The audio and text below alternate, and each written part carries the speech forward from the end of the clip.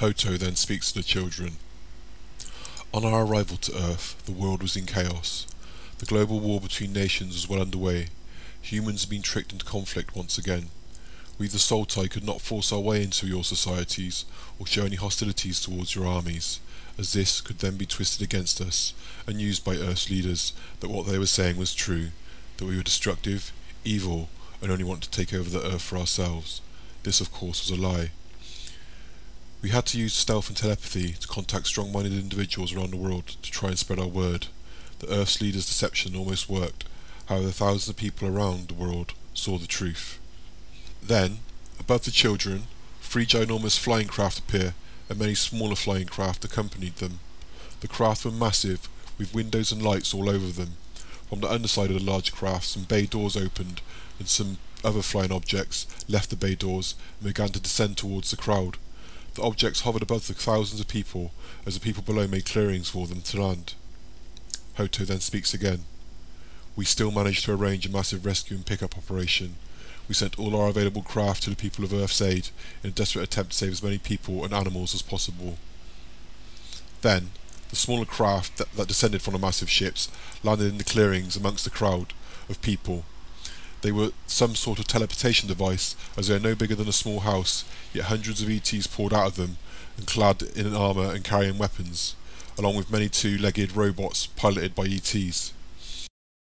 The ETs, or as they are called, the Soltarians, were guiding people quickly into the teleportation craft by the dozen.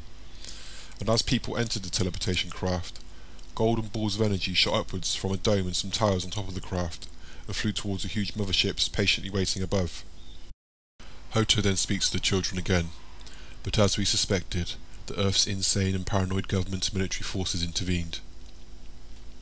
Then from above the children's heads, squadrons of stealth-type aircraft fly by and begin attacking the 3 giant Soltarian motherships.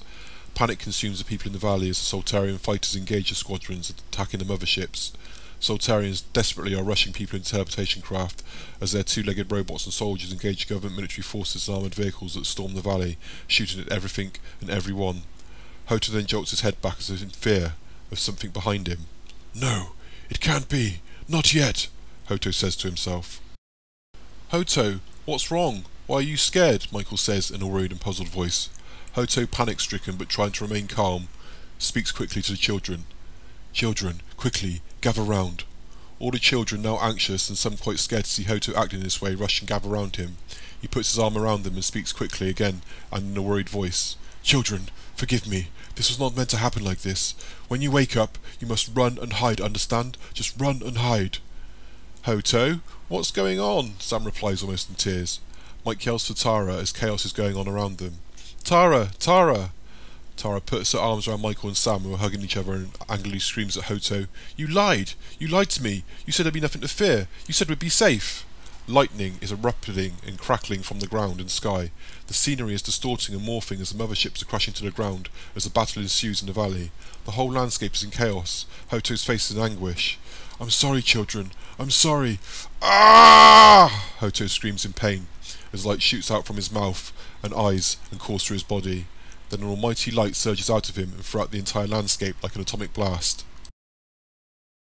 Michael opens his eyes. They are all back in the classroom. He looks around anxiously to see the children still stuck in a trance, holding their head in pain and confusion. Hoto is getting up from the floor and holding his head in agony. He comes to and looks to the main door in fear and rushes to the children still stuck in a trance. Michael, scared and confused, is rooted to the spot. There's a banging at the door as if someone's trying to force their way in. Some classroom attendants are barricading the door shut, whilst others are trying to calm the children down. "Mike, come on!" Tara picks up Michael, who then snaps out of it. Tara, what's going on?" Then suddenly the barricade of the door gives way as soldiers in armoured suits burst in the room and shout, "There it is! Don't kill it!" Some soldiers surround Hoto, who is trying to push the children away from him. "Don't move! Don't move!" a soldier shouts at Hoto. The attendants try to attack the soldiers, but the soldiers shoot them down in a hail of plasma bullets. "Michael, for God's sakes, come on!" Tara says. Michael then snaps out of it again and turns to see Tara and Sam hiding behind a door leading to a small room. Sam is cowering behind Tara. Then suddenly a soldier spots Michael and points his gun at him. Hoto, who is being tied up, sees the soldier who is about to shoot Michael. Hoto's eyes glow intensely, and a light on his forehead shines just as bright, as a bolt of light erupts from Hoto's forehead and attaches itself to the soldier who is about to shoot Michael. The beam of light is linking Hoto's head to the soldiers. The other soldiers, who are tying up Hoto, let go of him and raise their guns to shoot him. "Don't shoot! We gotta take it back alive!" The soldiers, still panicking, continue to point their weapons at Hoto.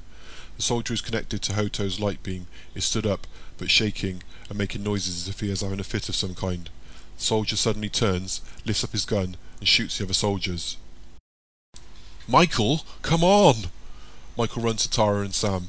They run to the corner of a small room where there is a hole in the wall that Tara has kicked through. Sam is crying and gunfire and screams can be heard coming from outside. "I'll go first, make sure it's safe. Then Sam, then you, okay, Michael?" says Tara. Mike says, "Yes, okay. Sam screams and holds on to Tara as she scrambles through the hole. Tara crawls out to see chaos, fires and people being shot all around.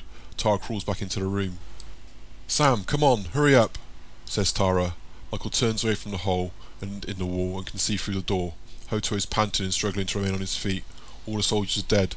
Then 3 more soldiers burst in and leap back in shock at the sight of Hoto swaying around. Hoto then fires a bolt of light from his head again and telepathically links onto the head of one of the soldiers. The other 2 soldiers bolt at Hoto quickly. He quickly does the same and links onto both of them. The soldiers are screaming and holding their heads in pain as they begin to shake. Hoto is also in great pain and begins to scream. Then a larger, different armoured soldier bursts in the room with a party of other soldiers. They all jump back at the sight of Hoto.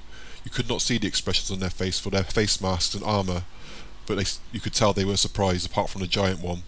They all jump back at the sight of Hoto linked onto the 3 shaking soldiers.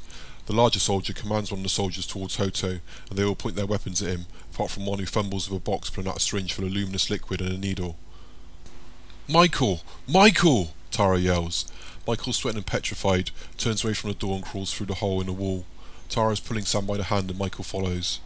Sam stretches her arm out for Michael to hold on to her hand. It is chaos. There is fighting going on everywhere. The 3 children run through the commune, desperately avoiding being caught. A soldier bursts out of a door right in front of the trio and points his gun at them.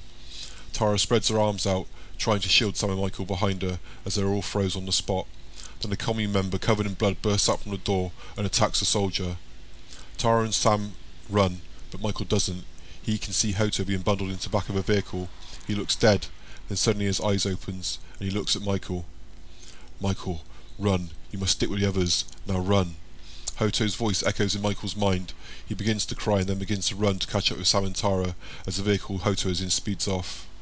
Tara is waiting for Michael hidden in the building doorway. As he goes to run past heavily crying, Tara grabs him and pulls him inside. Inside the building, Michael's mother is hugging and kisses Sam on the head. Michael runs to his mum and she hugs Sam and Michael together. Everyone is crying except Tara, who has pulled back a rug and lifted up a trapdoor. Tara calls out to the others, "Come on, hurry up!" Michael's mother ushers Sam and Michael over to the hole in the ground. Sam jumps down in the hole and curls up in a ball crying. Tara then hugs Michael's mum and says, "I'll take good care of them, I promise." Tara then jumps in the hole and hugs Sam. Mike cries, looking at his mum. Mummy, come on, you can fit in," Michael says, crying and blubbering. His mum wipes her face with tears and kisses him on the head and calls to Tara. As Tara stands up to grab Michael, his mum kneels down and says to him, "You must get in and be quiet, you hear me? Desperately try not to cry." She walks away, as Tara pulls Michael into the hole, who begins to scream for his mum who is barricading the door. "Michael, be quiet, or we'll all be killed," says Tara. Paula looks down at them. "I love you, son." Then she closes the trapdoor and slides the rug over. Thump, thump, crash! Paula jumps up as the front door gets kicked in. Michael shrugs off Tara and looks through a crack in the trapdoor. Armoured boots rush through the door, then gunfire. Tara restrains Michael and puts her hand over his mouth, stopping him from screaming. Thump! Michael's mother falls to the floor with tears in her eyes and blood trickling from her mouth.